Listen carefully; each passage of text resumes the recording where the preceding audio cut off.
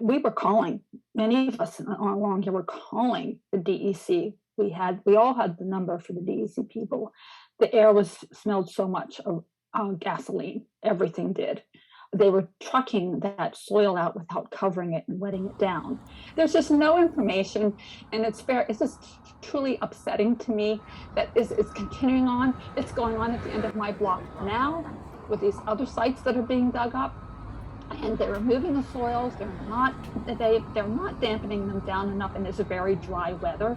The dust that's dispersed in our community right now is just, it's not acceptable. Question to you that I submitted is, I'd like to discuss whether more camp locations are advisable at the far corners of the Citizens' former MGP site, because it's not just St. Mary's Playground that's of concern. There are substantial numbers of residents and businesses along 5th and Smith Streets. And I just want to second that after the air monitoring is in place, of course, the transparency of the data sharing and the timeliness is a huge issue, right? Because we can have all the air monitoring we want, but if we're not able to see and understand what's happening in real time, we learn 3 months later, it's not helpful. It's not only public place, it's not only Thomas Green Park. We are dealing with quite a number of brownfields that are being remediated just right now, asked by DEC, an agency that pretends to be on the side of the community, that is supposed to help us stay safe from chemicals, is basically ignoring all of this. DEC, am I mistaken in believing that most of the offices are in upstate New York? And that, I mean, how many people does DEC have on the ground in Gowanus? Spirit that I embrace in my administration, that when there's a roadblock, you go over here and It is so incredible to be in this space. It's called the Powerhouse, like Eric Schneider preserved a time in our city's history, maybe 80s and 90s, when people just encamped here in a nice way. Artists came here, they left signs of their artistry, but a reminder that this has always been an edgy and fascinating community. Amen to that. Amen to that. It's in my administration that when there's a roadblock, you go over here and you zigzag around, right? So that's what we're very good at here. Also, Hope Knight, our Commissioner of Empire State Development. Thank her. Andrew Gennardis, thank you. This is your home district. You have your office literally out the window, so you're going to be very focused on watching the progress in this community. And I know if it slows down at all, you'll be all over us. So I know you want to see this done. Let's give a round of applause, Andrew Gennardis. Very proud to have representation from City Hall. Our mayor, we speak often, couldn't make it today, but we have in this place our New York City Deputy Mayor, Maria Torres Springer. So thank you for being here as well. Michelle De La Uz, the Executive Director of the Fifth Avenue Committee. Michelle, thank you for being here. And I got the feeling that 32 BJ was in the house with Manny Pastrick. Thank you. You always know when you're here. So there's so much history, as I said, here in this building, and it's been known as the Bat Cave, and it's really reborn as a hub for art production. So a rebirth has happened here, and in my opinion, today as I was driving here, someone who works with my husband said, I couldn't find a place in New York. I love New York, but I have to go to Connecticut. I don't want to hear that anymore. I don't want to hear that. Because people do want to be here, but we've not kept up with the need for building housing for decades. And we're going to address that starting here today. We announced this bold plan. The legislature was not ready for it and would not commit at the time to the transformative change that New Yorkers so desperately need and deserve. But I still believe that we need a comprehensive solution to meet the scale of this housing crisis. And we're still pursuing it. We're still going to make progress. But that does not mean that we have to freeze in time, trapped by inertia. And anyone knows how I'm hardwired. That's not how I work. We will wait no longer.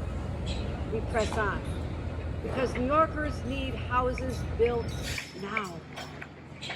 And we're going to start driving down the cost because guess what? It is basic supply and demand. You build more housing, the prices drop.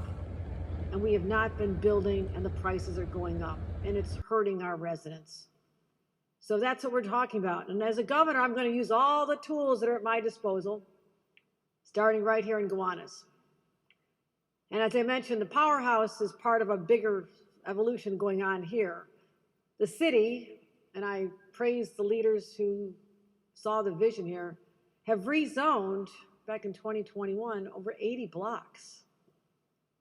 That is a new start in life. And that'll clear the way for infrastructure improvements in waterfront parks and more than 8,500 housing units. But all those great plans, that great vision, were stopped dead in their tracks, and now too many people are worried that the housing projects will be scrapped for good. When the state legislature let the 421A tax incentive program expire, it effectively killed thousands of housing units right in this neighborhood. And they brought all this great momentum, all this energy, all this excitement to a screeching halt. We're not going to let that happen any longer. Not on my watch. So today we're going to launch a series of measures to bring these projects back to life. And for Gowanus, in this rezoned area, the projects that qualified for 421A under the deadline, we're going to have a program that mirrors the same incentives that the legislature stopped in both the benefits and in the requirements. We'll ensure that the housing units will finally get built in this neighborhood. So that'd be 7,500 new units on top of 1,000 permanently affordable housing units. And many of them will be affordable for people who want to live here. Think about the first-year teacher. They don't make great salaries. They want to live in the community where they're teaching. Someone who's a brand new police officer or firefighter, they're just starting out. They don't have big salaries. Our artists, our custodians, our janitors, our building superintendents. Anybody know any of them? Thought you did.